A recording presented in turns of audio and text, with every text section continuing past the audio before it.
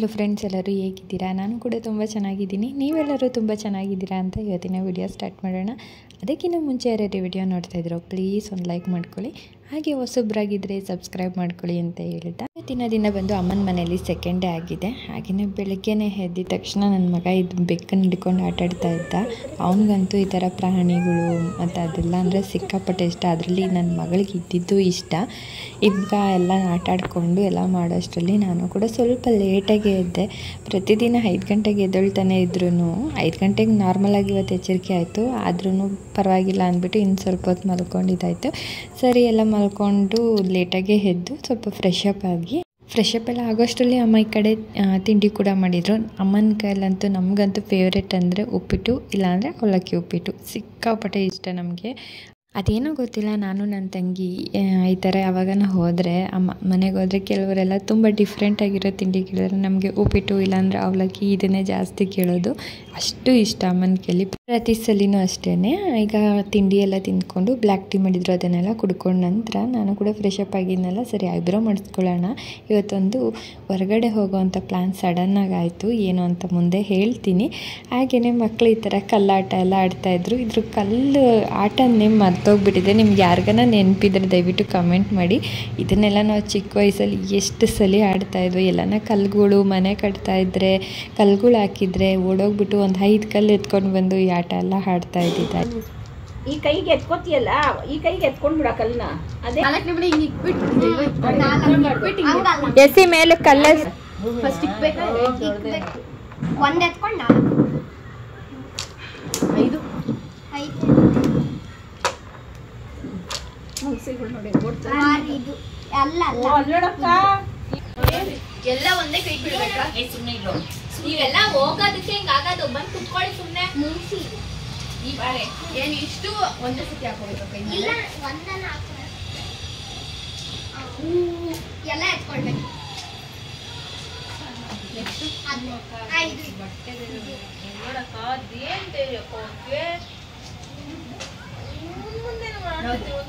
ಅಮ್ಮನ ಮನೆ ಹತ್ರ ಮುಂಗ್ಸಿಗಳು ಜಾಸ್ತಿ ಹೋಗೋಗ್ಬಿಟ್ಟಿದೆ ಈಗಂತೂ. ಅದೇನಕ್ಕೆ ಅಂತ ಗೊತ್ತಿಲ್ಲ. ಒಂದೊಂದು ಜಾಗದಲ್ಲಿ 2 3 ಓಡಾಡ್ತಾ ಇದ್ದೆ. ಸರಿ, ಎಲ್ಲ ಆಟ ಆಡಿಕೊಂಡು ಕೂತ್ಕೊಂಡು ಮಾತಾಡ್ತಾ ಇದ್ವಿ. ಸರಿ, ಮನೆಗೆ ಹೊರಡ್ತೀನಿ ಅಂತ ಹೇಳೋಷ್ಟರಲ್ಲಿ ಅಜ್ಜಿ ಕೂಡ ಬಂದರು. ಅಷ್ಟರಲ್ಲಿ ಸೌತೆಕಾಯಿ ಎಲ್ಲ ಇತ್ತಲ್ಲ, ಅದನ್ನೆಲ್ಲ ಕಟ್ ಮಾಡಿ ಉಪ್ಪು ಖಾರ ಹಾಕಿ ಬೆರೆಸಿ ತಿನ್ನೋದೇ ಮಜಾ ಈ ಬೇಸಿಗೆಯಲ್ಲಿ. ಖಾರವಾಗಿ ಎಲ್ಲ ತಿಂತಾಯಿದ್ರೆ ಈ ಬೇಸಿಗೆಯಲ್ಲಿ ಸಿಕ್ಕಾಪಟ್ಟೆ ಚೆನ್ನಾಗಿರುತ್ತೆ. ಅದರಲ್ಲಿ ಚಳಿಗಾಲದಲ್ಲಿ ಇನ್ನೂ ಚೆನ್ನಾಗಿರುತ್ತೆ. ಬಟ್ ಈ ಥರ ತಿನ್ನೋದು ಸೌತೆಕಾಯಿ ಜೊತೆ ಅಂದರೆ ಸಖತ್ತಾಗಿರುತ್ತೆ. ಸರಿ, ಮಧ್ಯಾಹ್ನಕ್ಕೆ ಅಮ್ಮ ಅಂದ್ಬಿಟ್ಟು ನಾವು ಹೊರಡ್ತಾ ಇದ್ದೀವಿ. ಇನ್ನೇನು ಅಂದ್ಬಿಟ್ಟು ಮುದ್ದೆ ಮತ್ತು ಎಲ್ಲ ಕಾಳು ಮಿಕ್ಸ್ ಮಾಡಿ ಸಾಂಬಾರು, ಕ್ಯಾರೆಟ್ ಹಲ್ವಾ, ಕೋಸು ಪಲ್ಯ ಇದನ್ನೆಲ್ಲ ಮಾಡಿದ್ರು. ಅಮ್ಮ ಅಂತೂ ಪಟ ಅಂತ ಅಡುಗೆ ಮಾಡಿಬಿಡ್ತಾರೆ ನಾನು ತಿನ್ನಬೇಕು ಅಂದರೆ. ಕ್ಯಾರೆಟ್ ಹಲ್ವಾ ಇದೆಲ್ಲ ರೆಸಿಪಿ ನಾನು ನಮ್ಮ ಮನೆಯಲ್ಲಿ ತೋರಿಸ್ತೀನಿ. ಯಾಕಂದರೆ ಇಲ್ಲಿ ಬಂದಾಗ ರೆಸಿಪೀಸ್ ವಿಡಿಯೋ ಮಾಡೋದು ಸ್ವಲ್ಪ ಕಷ್ಟ ಆಗುತ್ತೆ. ಈಗ ರೈಸ್ ಮಾಡಿದರು, ಸಾಂಬಾರು ಕೂಡ ರೆಡಿ ಇದೆ. ಬಿಸಿಯಾಗಿ ಮುದ್ದೆ ಕೂಡ ಮಾಡಿದರು. ಅಜ್ಜಿ ಕೂಡ ಬಂದಿದ್ರಲ್ಲ, ಅದಕ್ಕೋಸ್ಕರ ಮುದ್ದೆ ಎಲ್ಲ ಸ್ವಲ್ಪ ಮಾಡಿದ್ದಾಯಿತು. ಹಾಗೆ ಮಾವಿನಕಾಯಿ ಕಟ್ ಮಾಡಿ ಇದು ಒಗ್ಗರಣೆ ಮಾಡಿದರು. ಇದಂತೂ ನಮ್ಮಮ್ಮ ಯಾವಾಗಲೂ ಮಾವಿನಕಾಯಿ ಸೀಸನಲ್ಲಿ ಮಾಡ್ತಾರೆ. ಹಾಗೆಯೇ ಕೋಸು ಇದಿಷ್ಟು ಊಟ ಮುಗಿಸ್ಕೊಂಡಿದ್ದಾಯಿತು. ಹೊಟ್ಟೆ ತುಂಬ ತಿಂದ್ಬಿಟ್ಟು ಸ್ವಲ್ಪ ಹೊತ್ತು ಅಜ್ಜಿ ಜೊತೆ ಮಾತಾಡ್ಕೊಂಡೆಲ್ಲ ಆಗಿದ ನಂತರ ಲಾಸ್ಟಲ್ಲಿ ಇನ್ನೇನು ಬರಬೇಕಾದ್ರೆ ಕ್ಯಾರೆಟ್ ಹಲ್ವಾ ತಿಂದಿದ್ದಾಯಿತು. ಎಷ್ಟು ಚೆನ್ನಾಗಿ ಬಂದಿತ್ತು ಅಂದರೆ ಕ್ಯಾರೆಟ್ ಹಲ್ವಾ ಕೋವಾ ಎಲ್ಲ ಹಾಕಿ ಮಾಡಿರೋದ್ರಿಂದ ತುಂಬ ಚೆನ್ನಾಗಿ ಬಂದಿತ್ತು.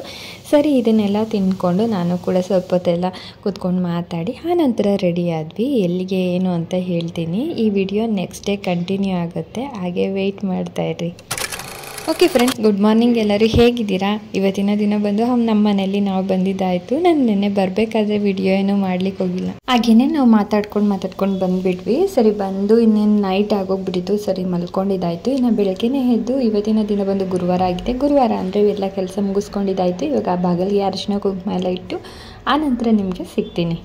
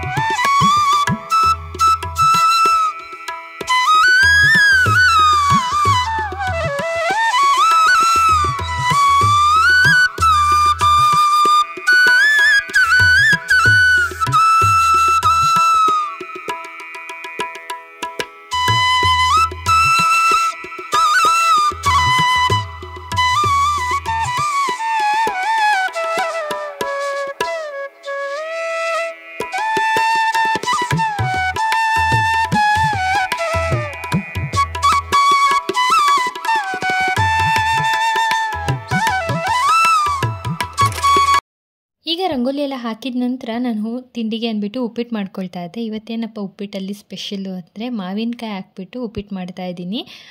ಚಿತ್ರಾನ್ನ ಕೇಳಿದ್ದೀರಾ, ಎಲ್ಲ ಥರ ರೆಸಿಪಿನೂ ಮಾಡಿದ್ದಾರೆ. ಉಪ್ಪಿಟ್ಟು ಅಷ್ಟೇ ತುಂಬ ಚೆನ್ನಾಗಿರುತ್ತೆ. ಸ್ವಲ್ಪ ಬೆಣ್ಣೆ ಹಾಕಿ ಚೆನ್ನಾಗಿ ರವೆನ ಹುರಿದಿಟ್ಕೊಂಡಿದ ನಂತರ ಈ ಕಡೆ ಕಟ್ ಮಾಡ್ಕೊಳ್ಳೋಕ್ಕೆ ತರಕಾರಿಗಳಲ್ಲಿ ಕ್ಯಾರೆಟು, ಬೀನ್ಸು, ಮಾವಿನಕಾಯಿ, ಈರುಳ್ಳಿ, ಹಸಿಮೆಣಸಿನ್ಕಾಯಿ, ಕೊತ್ತಂಬರಿ ಸೊಪ್ಪು ಇಷ್ಟೂ ಎಲ್ಲನೂ ಕಟ್ ಮಾಡ್ಕೊಳ್ತಾ ಇದ್ದೀನಿ. ಇವತ್ತು ಇನ್ನೊಂದೇನಪ್ಪ ಅಂದರೆ ಹೇಳಿದ್ನಲ್ಲ ಆಗಲೇ ಹೊರಗಡೆ ಹೋಗ್ತಾ ಇದ್ದೀವಿ ಅಂತ. ಎಲ್ಲಿಗೆ ಅಂದರೆ ಮಂಗಳೂರಿಗೆ ಮತ್ತು ಮಡಿಕೇರಿಗೆ ಟ್ರಿಪ್ ಹೋಗ್ತಾ ಇದ್ದೀವಿ. ಇವತ್ತು ಏನಪ್ಪ ಅಂದರೆ ಮಗಳಿಗೆ ಇನ್ನೊಂದು 4-5 ಡೇಸ್ ಅಷ್ಟೇ ಸ್ಕೂಲ್ ರಜೆ ಇರೋದು. ಅದಕ್ಕೋಸ್ಕರನೇ ಒಂದು 3 ಡೇಸ್ಗನ್ನ ಒಂದು ಟ್ರಿಪ್ ಹಾಕೋಣ ಅಂದ್ಬಿಟ್ಟು ಹಂಗೆ ಹೋಗ್ತಾ ಇದ್ದೀವಿ. ಮಡಿಕೇರಿ ನಮ್ಮ ಅಪ್ಪನ ಊರಾಗಿರೋದ್ರಿಂದ ತುಂಬ ಸಲ ನೋಡೇ ಇದ್ದೀವಿ, ಆದರೂ ಇನ್ನೊಂದು ಸಲ ಹೋಗೋಣ ಅಂತ ಹೊರಡ್ತಾ ಇದ್ದೀವಿ. ಈಗ ಉಪ್ಪಿಟ್ಟಿಗೆ ಸ್ವಲ್ಪ ಎಣ್ಣೆ ಹಾಕ್ಕೊಳ್ತಾ ಇದ್ದೀನಿ ಬಾಣಲಿಗೆ. ಎಣ್ಣೆ ಚೆನ್ನಾಗಿ ಕಾಯ್ದ ನಂತರ ಸಾಸಿವೆ ಎಲ್ಲ ಸಿಡಿದ ನಂತರ ಕಡಲೆಬೇಳೆ ಎಲ್ಲ ಚೆನ್ನಾಗಿ ಫ್ರೈ ಆಗಬೇಕು. ಫ್ರೈ ಆದ ನಂತರ ಹಸಿಮೆಣಸಿನ್ಕಾಯಿ ಹಾಕ್ಕೊಳ್ತಾ ಇದ್ದೀನಿ, ಅದು ಅಷ್ಟೇ ಚೆನ್ನಾಗಿ ಫ್ರೈ ಆಗಬೇಕು. ಇದು ಚೆನ್ನಾಗಿ ಫ್ರೈ ಆಗ್ತಾ ಇದ್ದಂಗೆ ಎಲ್ಲ ತರಕಾರಿನೂ ಹಾಕ್ಕೊಳ್ತಾ ಇದ್ದೀನಿ. ಈರುಳ್ಳಿ, ಕ್ಯಾರೆಟು, ಬೀನ್ಸು ಎಲ್ಲ ಹಾಕ್ಕೊಂಡು ಚೆನ್ನಾಗಿ ಮಿಕ್ಸ್ ಮಾಡಿಕೊಂಡು ಚೆನ್ನಾಗಿ ಫ್ರೈ ಮಾಡ್ಕೊಳ್ತಾ ಇದ್ದೀನಿ. ಇದು ಫ್ರೈ ಆಗೋಷ್ಟರಲ್ಲಿ ಈ ಕಡೆ ಸ್ವಲ್ಪ ಕರಿಬೇವಿನ ಸೊಪ್ಪನ್ನು ಹಾಕ್ಕೊಳ್ತಾ ಇದ್ದೀನಿ. ಅದನ್ನು ಚೆನ್ನಾಗಿ ಫ್ರೈ ಆಗಬೇಕು. ಉಪ್ಪಿಟ್ಟನ್ನ ಯಾವಾಗಲೇ ತಿಂದ್ರೂ ಅಷ್ಟೇ ಬಿಸಿಯಲ್ಲಿ ತಿಂದ್ರೇ ಚೆನ್ನಾಗಿರುತ್ತೆ. ಆ ಕಡಲೆಬೇಳೆ ಮತ್ತು ಈರುಳ್ಳಿ ಎಲ್ಲ ಕ್ರಿಸ್ಪಿನೆಸ್ ಅಷ್ಟು ಚೆನ್ನಾಗಿರುತ್ತೆ. ತಣ್ಣಗಾದ್ಮೇಲೆ ತಿಂದರೆ ಅಷ್ಟು ಟೇಸ್ಟ್ ಇರಲ್ಲ. ಯಾವಾಗಲೂ ಅಷ್ಟೇ ಮಾಡಿದ ತಕ್ಷಣ ಕ್ವಿಕ್ಕಾಗಿ ತಿನ್ಕೊಂಬಿಡಿ ಉಪ್ಪಿಟ್ಟನ್ನ. ಇದೆಲ್ಲ ಚೆನ್ನಾಗಿ ಫ್ರೈ ಆಗಿದ ನಂತರ ತರಕಾರಿ ಎಲ್ಲ ಒಂದು ಅರ್ಧ ಪೀಸಷ್ಟು ಮಾವಿನಕಾಯಿನ ತುರಿದು ಹಾಕ್ಕೊಳ್ತಾ ಇದ್ದೀನಿ. ಹಾಕ್ಕೊಂಡು 1 ನಿಮಿಷಗಳ ಕಾಲ ಇದನ್ನು ಚೆನ್ನಾಗಿ ಫ್ರೈ ಮಾಡಿಕೊಂಡ್ರೆ ಆಯಿತು. ಆ ನಂತರ ಉಪ್ಪಿಟ್ಟಿಗೆ ಅಂದರೆ ರವೆಗೆ ನೀರು ಎಷ್ಟು ಬೇಕೋ ಅಷ್ಟು ಹಾಕ್ಕೊಂಡು ಲಾಸ್ಟಿಗೆ ಸ್ವಲ್ಪ ಕೊತ್ತಂಬರಿ ಸೊಪ್ಪು, ರುಚಿಗೆ ತಕ್ಕಷ್ಟು ಉಪ್ಪು ಹಾಕ್ಕೊಂಡು ಚೆನ್ನಾಗಿ ಕುದಿ ಬರ್ತಾ ಇರೋ ಟೈಮಲ್ಲಿ ರವೆ ಹಾಕ್ಕೊಂಡ್ರೆ ಆಯಿತು. ಇದಕ್ಕೆ ಕಾಯಿ ತುರಿ ಹಾಕ್ಕೊಂಡ್ರೆ ಇನ್ನೂ ತುಂಬ ಚೆನ್ನಾಗಿರುತ್ತೆ. ನಿಮಗೆ ಗೊತ್ತಾದಂಗೆ ನಮ್ಮ ಮನೇಲಿ ಕಾಯಿ ತುರಿ ತಿನ್ನೋದು ಅಷ್ಟಕ್ಕಷ್ಟೇ. ಅದಕ್ಕೋಸ್ಕರ ನಾನು ಕಾಯಿಯನ್ನು ಹಾಕ್ದಿರೇ ಮಾಡ್ಕೊಂಡಿದ್ದೀನಿ. ಈಗ ತುಂಬ ಟೇಸ್ಟಿಯಾಗಿರೋ ಮಾವಿನಕಾಯಿ ಉಪ್ಪಿಟ್ಟು ಕೂಡ ರೆಡಿ ಆಯಿತು. ಹಾಗೆಯೇ ಈಗ ಹಾಕ್ಕೊಂಡು ಬೇಗ ತಿಂದ್ಬಿಟ್ಟು ರೆಡಿ ಆಗೋಣ ಅಂತ ಇಷ್ಟು ಮಾಡಿಬಿಟ್ಟು ನಾನು ಮುಂದೆ ವಿಡಿಯೋ ಕಂಟಿನ್ಯೂ ಮಾಡಲಿಲ್ಲ. ಯಾಕಂದರೆ ತುಂಬ ಚೆನ್ನಾಗಿರುತ್ತೆ. ಟ್ರೈ ಮಾಡಿಬಿಟ್ಟು ಕಮೆಂಟ್ ಮಾಡೋದು ಮಾತ್ರ ಮರಿಬೇಡಿ. ಆನಂತರ ನಾನು ಫ್ರೆಶ್ ಅಪ್ ಆಗಿದ್ದಾಯಿತು, ಪ್ಯಾಕಿಂಗ್ ಎಲ್ಲ ಮಾಡ್ಕೊಂಡಿದ್ದಾಯಿತು, ದೀಪ ಕೂಡ ಹಚ್ಚಿ ಇನ್ನೇನು ಹೊರಡೋ ಅಂತ ಪೂಜೆ ಮಾಡಲಿಲ್ಲ ಅಂದರೆ ಸಮಾಧಾನ ಎಲ್ಲನೂ ಬೇಗನೆ ಅದರಲ್ಲಿ ಇವತ್ತು ಗುರುವಾರ ಆಗಿರೋದ್ರಿಂದ ಕ್ಲೀನಾಗಿ ಪೂಜೆ ಎಲ್ಲ ಮುಗಿಸ್ಕೊಂಡು ಆನಂತರ ಬಟ್ಟೆ ಎಲ್ಲ ಪ್ಯಾಕ್ ಮಾಡ್ಕೊಂಡಿದ್ದು ಆಗಿದ್ಮೇಲೆ ನಾನು ಕೂಡ ರೆಡಿ ಆಗ್ತಾಯಿದ್ದೀನಿ. ನಾನು ಹೊರಗಡೆ ಎಲ್ಲ ಹೋಗಬೇಕು ಅಂದರೆ ಪೂರ್ತಿ ಏನು ಕ್ಲೀನಾಗಿ ಕ್ರೀಮ್ ಎಲ್ಲ ಹಚ್ಕೊಂಡೇನು ರೆಡಿ ಆಗೋಲ್ಲ. ಹಾಗೆ ಇನ್ನೇನು ಹೊರಡ್ತಾ ಇದ್ದೀವಿ ಅನ್ನೋವಾಗ ಇನ್ನೊಂದ್ಸಲಿ ಮುಖ ತೊಳ್ಕೊಂಡು ಬೊಟ್ಟಿಟ್ಕೊಂಡು ಕುಂಕುಮ ಇಟ್ಕೊಂಡು ಹೊರಡ್ತೀನಿ ಅಷ್ಟೇ. ಮೇಕಪ್ ಎಲ್ಲ ಮಾಡ್ಕೊಳ್ಳೋಕ್ಕೆ ನಂಗೆ ಅಷ್ಟು ಇಷ್ಟ ಆಗಲ್ಲ. ಯಾವುದನ್ನ ಮದುವೆ ಇಲ್ಲ ಫಂಕ್ಷನ್ಗಳಿಗಾದರೆ ಓಕೆ. ಇಲ್ಲಿಲ್ಲ ಅಲ್ವಾ, ಇನ್ನು ಕಾರಲ್ಲಿ ಹೋಗೋ ಅಷ್ಟರಲ್ಲೇ ಲೇಟ್ ಆಗಿಬಿಡುತ್ತೆ ಅಂತ ನಾವೇನು ಕ್ಲೀನಾಗಿ ರೆಡಿ ಆಗಿಲ್ಲ. ಹಾಗೆಯೇ ಇನ್ನು ಹೊರಡೋ ಟೈಮಲ್ಲಿ ಮೀನನ್ನ ನೆನ್ಪು ಮಾಡಿಕೊಂಡೆ. ಅಯ್ಯೋ ಊಟ ಹಾಕೋರು ಯಾರೂ ಇರಲ್ಲ ಅಂದ್ಬಿಟ್ಟು ಒಂದು ಮೊಟ್ಟೆನ ಬೇಯಿಸ್ಕೊಂಡು ಆ ವೈಟ್ ಮಾತ್ರ ನೀರಲ್ಲಿ ಇನ್ನೊಂದ್ಸಲಿ ತೊಳ್ಕೊಂಡು ಅದನ್ನು ಹಾಕ್ಬಿಟ್ಟು ಹೋಗ್ತಾಯಿದ್ದೀನಿ. ಒಂದು 4-5 ಡೇಸ್ ಈ ಥರ ಹೊರಗಡೆ ಹೋಗ್ತೀವಿ ಅನ್ನೋವಾಗ ಈ ಥರ 1 ಅಥವಾ ಅರ್ಧ ಮೊಟ್ಟೆ ಹಾಕಿದ್ರೆ ಆಯಿತು. ಯೆಲ್ಲೋ ಕಲರ್ ಹಾಕಬಾರ್ದು. ಇದನ್ನು ಹಾಕೋದ್ರಿಂದ ಫಿಶ್ ಅದನ್ನು ಚೆನ್ನಾಗಿ ಸ್ವಲ್ಪನೇ ಕ್ಲೀನಾಗಿ ತಿನ್ಕೊಂಡು ಇರುತ್ತೆ. ಆನಂತರ ಈಗ ನಾವು ಹೊರಡೋ ಟೈಮ್ ಆಯಿತು. ಟೈಮ್ ಬಂದು 4-4:30 ಆಗಿದೆ. ಇನ್ನು ನಾವು ಮಂಗಳೂರಿಗೆ ರೀಚ್ ಆಗೋದು ಎಷ್ಟೊತ್ತಾಗುತ್ತೋ ಗೊತ್ತಿಲ್ಲ. ಸರಿ, ಮಧ್ಯಾಹ್ನ ಏನೂ ತಿಂದಿರಲಿಲ್ಲ. ಅಂದರೆ 12 ಗಂಟೆಯಲ್ಲಿ ಮೊಸರನ್ನ ಮಾಡ್ಕೊಂಡು ತಿಂದಿದ್ದು ಅಷ್ಟೇ. ಬೆಳಗ್ಗೆ ಉಪ್ಪಿಟ್ಟು ತಿಂದ್ಬಿಟ್ಟು ಆನಂತರ ಮೊಸರನ್ನ ತಿಂದಿದ್ದು. ಈಗ ಟೈಮ್ ಬಂದು 5 ಗಂಟೆ ಆಗೋಗ್ಬಿಟ್ಟಿದೆ ಆಲ್ರೆಡಿ. ಇನ್ನು ನೆಲಮಂಗಲ ಕಡೆ ಹೋಗ್ತಾ ಇದ್ದಂಗೆ ಮಕ್ಕಳಿಬ್ರು ಏನನ್ನ ಬೇಕು ತಿನ್ನೋದಕ್ಕೆ ಅಂತ ಅಂದರು. ಸರಿ, ನಾನು ಅಷ್ಟೇ ಏನು ಸ್ನ್ಯಾಕ್ಸ್ ಏನೂ ತೊಗೊಂಡು ಬಂದಿರಲಿಲ್ಲ. ಸರಿ, ಏನಾನ ತಿನ್ನೋಣ ಅಂತ ಅಲ್ಲಿ ಇಳಿದ್ವಿ. ಹಾಗೆಯೇ ಅಲ್ಲಿ ಹೋಟೆಲ್ ಚೆನ್ನಾಗಿತ್ತು ಅಂದ್ಬಿಟ್ಟು ನೋಡ್ಕೊಂಡು ಇಳಿದ್ವಿ. ಕೃಷ್ಣ ಕೇಶವ ಅಂತ ಹೋಟೆಲ್ ನೇಮು. ತುಂಬ ಚೆನ್ನಾಗಿತ್ತು ಅಂತ, ವ್ಯೂ ಮಾತ್ರ ತುಂಬ ಚೆನ್ನಾಗಿತ್ತು. ಒಳಗಡೆ ಹೋಗ್ತಾ ಸ್ವಲ್ಪ ಸ್ನ್ಯಾಕ್ಸ್ ಎಲ್ಲ ಆರ್ಡ್ರ್ ಮಾಡಿದ್ವಿ. ಪಾನಿಪುರಿ, ಮಸಾಲೆ ಪುರಿ, ಮಾಮೂಲಿ ಚಿಕ್ಕದು ಗೋಬಿ ಆ ಥರ ಆರ್ಡ್ರ್ ಮಾಡ್ಕೊಂಡು ತಿಂದ್ವಿ. ಟೇಸ್ಟ್ ಮಾತ್ರ ಸೂಪರಾಗಿತ್ತು. ಒಂದ್ಸಲಿ ಯಾರನ್ನ ಹೋದರೆ ಟ್ರೈ ಮಾಡಿ. ಬಟ್ ಹೆವಿ ಕಾಸ್ಟ್ಲಿ ಮಾತ್ರ. ಎಲ್ಲದಕ್ಕೂ 2-3 ರೇಟ್ ಹಾಕಿದ್ರು. ಆದರೆ ಟೇಸ್ಟ್ ಮಾತ್ರ ತುಂಬ ಚೆನ್ನಾಗಿತ್ತು. ಸರಿ, ಇದನ್ನೆಲ್ಲ ತಿಂದ್ಕೊಂಡು ನಾವು ಜರ್ನಿ ಕಂಟಿನ್ಯೂ ಮಾಡಿದ್ವಿ. ಇನ್ನು ಎಲ್ಲೂ ಮಧ್ಯದಲ್ಲಿ ನಿಲ್ಲಿಸೋದು ಬೇಡ ಅಂದ್ಬಿಟ್ಟು ಊಟಕ್ಕೆಲ್ಲನ ಮಧ್ಯದಲ್ಲಿ ನಿಲ್ಲಿಸಿದ್ರೆ ಆಯಿತು. ಒಂದು 9 ಗಂಟೆ ಆ ಥರ ನಿಲ್ಲಿಸ್ಕೊಂಡ್ರೆ ಆಯಿತು ಅಂದ್ಬಿಟ್ಟು ಇನ್ನು ಡೈರೆಕ್ಟ್ ಹೊಡೆದ್ವಿ. ಯಾಕಂದರೆ ಅಲ್ಲಲ್ಲಿ ನಿಲ್ಲಿಸ್ಕೊಂಡು ಹೋಗ್ತಾ ಇದ್ದರೆ ಬೇಗ ದಾರಿ ಸಾಗಲ್ಲ. ಮತ್ತು ಟೈಮ್ ಮಧ್ಯರಾತ್ರಿ ಆಗ್ತಾ ನಿದ್ದೆ ಜಾಸ್ತಿ ಬರೋ ಚಾನ್ಸಸ್ ಇರುತ್ತೆ. ಮಧ್ಯರಾತ್ರಿಯಲ್ಲಿ ಜರ್ನಿ ಮಾಡೋದು ಅಷ್ಟು ಸೇಫ್ ಅಲ್ಲ ಅಂದ್ಬಿಟ್ಟು ಬೇಗನೆ ಹೊರಟ್ವಿ. ಆದ್ರೂ ನಾವೇನೋ ಮಾಡೋಕ್ಕೋಗಿ ಏನೋ ಒಂದಾಗುತ್ತೆ ನನಗೆ. ಟೈಮ್ ಮಧ್ಯರಾತ್ರಿ ದಾಟೇ ಹೊಟ್ಟೋಗ್ಬಿಟ್ಟಿತ್ತು ನಾವು ಮಂಗಳೂರು ರೀಚ್ ಆಗೋಷ್ಟರಲ್ಲಿ. ಈಗ ನಮ್ಮ ಜರ್ನಿ ಕಂಟಿನ್ಯೂ ಆಗ್ತಾ ಇದೆ.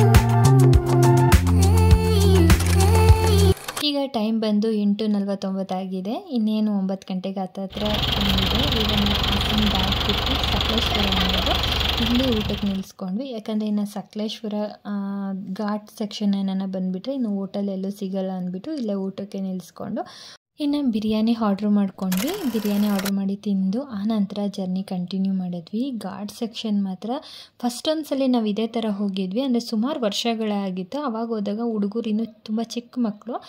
ಆವಾಗ ಫಸ್ಟ್ ಟೈಮ್ ಹೋದಾಗ ಘಾಟ್ ಸೆಕ್ಷನ್ ತುಂಬ ಚಿಕ್ಕದು, ತುಂಬ ಭಯ ಬಿದ್ದುಬಿಟ್ಟಿದೆ. ಆವಾಗ ರೋಡ್ಗಳಿಗೆ ಆ ಕಡೆ ಈ ಕಡೆ ಏನೂ ಗ್ರಿಪ್ಪೇ ಇರಲಿಲ್ಲ. ಒಂದು ದಾರದ ಕಟ್ಬಿಟ್ಬಿಟ್ಟಿದ್ವು ಅಷ್ಟೇ. ಒಂದು ಚೂರು ಗಾಡಿ ಏನಾರ ಸ್ಕಿಡ್ ಆಯಿತು ಅಂದರೆ ಕೆಳಗಡೆ ಬಿದ್ದೋಗೋ ಚಾನ್ಸಸ್ ಇತ್ತು. ಈಗಂತೂ ತುಂಬ ಚೆನ್ನಾಗಿ ರೋಡ್ ಮಾಡಿದ್ದಾರೆ. ನಾನು ಫಸ್ಟ್ ಸ್ಟಾರ್ಟಿಂಗ್ ಮಂಗಳೂರು ಅಂದಿದ ತಕ್ಷಣ ಫಸ್ಟ್ ಬೇಡ, ನೈಟ್ ಹೊತ್ತು ಜರ್ನಿ ನನಗೆ ಆಗಲ್ಲ ಆ ಕಡೆ ಅಂತ ಅಂದಿದ್ದೆ. ಬಟ್ ಇವಾಗ ಚೆನ್ನಾಗಿದೆ ರೋಡು. ನನಗೂ ಸ್ವಲ್ಪ ಸಮಾಧಾನ ಆಯಿತು. ಹೋಗುವಾಗ ಎಲ್ಲೋ 1-2 ಜಾಗದಲ್ಲಿ ಮಣ್ಣಿಂದು ಗೊತ್ತಲ್ಲ, ಹಳ್ಳ ದಿಣ್ಣೆ ಆ ಥರ ಇತ್ತು. ಬಟ್ ಇನ್ನು ಮಿಕ್ಕಿದೆಲ್ಲ ರೋಡ್ ತುಂಬ ಚೆನ್ನಾಗಿತ್ತು. ಆದರೆ ಎರಡೂ ಕಡೆ ಗಾಡಿ ಬರೋದ್ರಿಂದ ನೋಡ್ಕೊಂಡು ಹೋಗ್ಬೇಕಷ್ಟೇ, ನಿಧಾನಕ್ಕೆ ಸೇಫಾಗಿ. ಯಾಕಂದರೆ ನೈಟ್ ಜರ್ನಿ ಆಗಿರೋದ್ರಿಂದ ನಿಧಾನಕ್ಕೆ ಹೋಗಬೇಕು. ಹಂಗೂ ಹಿಂಗೂ ಮಂಗಳೂರಿಗೆ ರೀಚ್ ಆದ್ವಿ. ಅಲ್ಲಲ್ಲೇ ಕೋಲ ಎಲ್ಲ ನಡೀತಾ ಇತ್ತು. ಅದು ಕೋಲನ ಯಕ್ಷಗಾನನೋ ನನಗೆ ಸರಿಯಾಗಿ ಗೊತ್ತಿಲ್ಲ. ಬಟ್ ಈ ಥರ ಎಲ್ಲ ನಡೀತಾ ಇತ್ತು. ನೋಡ್ಕೊಂಡು ಹೋಗೋಕ್ಕೆ ತುಂಬ ಚೆನ್ನಾಗಿತ್ತು. ಬಟ್ ನಿಲ್ಲಿಸೋಣ ಅಂತ ಅಂದ್ಕೊಳ್ಳೋಷ್ಟರಲ್ಲಿ ಹುಡುಗರು ಫುಲ್ಲು ನಿದ್ದೆ ಅಂತ ಇದ್ದರು. ಸರಿ ಫಸ್ಟ್ ಹೋಗ್ಬಿಟ್ಟು ರೂಮ್ ಮಾಡಿದ್ವಿ. ರೂಮ್ ಮಾಡಿಬಿಟ್ಟು ಫಸ್ಟ್ ಮಲ್ಕೊಂಡ್ರೆ ಸಾಕಾಗಿತ್ತು. ಓಕೆ ಫ್ರೆಂಡ್ಸ್, ಈ ವಿಡಿಯೋ ನಿಮಗೆ ಹೇಗೆ ಅನ್ನಿಸ್ತು ಅಂತ ಕಮೆಂಟ್ ಮಾಡಿ. ಈ ರೂಮ್ ಬಂದುಬಿಟ್ಟು ನಾವು ಮಂಗಳೂರಲ್ಲಿ ಮಾಡಿರೋದು. ಇಲ್ಲಿಂದ ನಾಳೆ ಎಲ್ಲೆಲ್ಲಿ ಹೋಗ್ತೀವಿ ಅಂತ ನಿಮಗೆ ಹಾಗೆ ತೋರಿಸ್ತೀನಿ. ಈ ವಿಡಿಯೋ ನಿಮಗೆ ಒಂದು ಚೂರನ್ನು ಇಷ್ಟ ಆದರೆ ಪ್ಲೀಸ್ ಒಂದು ಲೈಕ್ ಮಾಡ್ಕೊಳ್ಳಿ. ಹೊಸಬ್ರಾಗಿದ್ದರೆ ಸಬ್ಸ್ಕ್ರೈಬ್ ಮಾಡ್ಕೊಳ್ಳಿ ಅಂತ ಹೇಳ್ತಾ, ಈ ರೂಮ್ ಪ್ರೈಸ್ ಬಂದುಬಿಟ್ಟು 3000 ಆಗಿತ್ತು. ಯಾಕಂದರೆ ಡಬಲ್ ರೂಮ್ ಇರೋದ್ರಿಂದ 3000 ಅಂತ ಹೇಳಿದ್ರು. ರೂಮು ತುಂಬ ಚೆನ್ನಾಗಿತ್ತು. ಹಾಗೆಯೇ ಎಲ್ಲರಿಗೂ ಟಯರ್ಡ್ ಆಗಿರೋದ್ರಿಂದ ಫಸ್ಟು ಮಲ್ಕೊಂಡ್ರೆ ಸಾಕು ಅಂತ ಆಗಿತ್ತು. ನೀರು ಕೂಡ ಇರಲಿಲ್ಲ. ಯಾಕಂದರೆ ಬಿಸಿಲು ಮಾತ್ರ ಸಿಕ್ಕಾಪಟ್ಟೆ ಇತ್ತೇನೋ ಇಲ್ಲಿ, ಹಬೆ ತುಂಬಾ ಇತ್ತು. ಓಕೆ ಫ್ರೆಂಡ್ಸ್, ಮತ್ತೆ ಇನ್ನೊಂದು ಹೊಸ ವ್ಲಾಗಲ್ಲಿ ಸಿಗ್ತೀನಿ. ಅಲ್ಲಿವರೆಗೂ ಟೇಕ್ ಕೇರ್, ಬಾಯ್ ಬಾಯ್.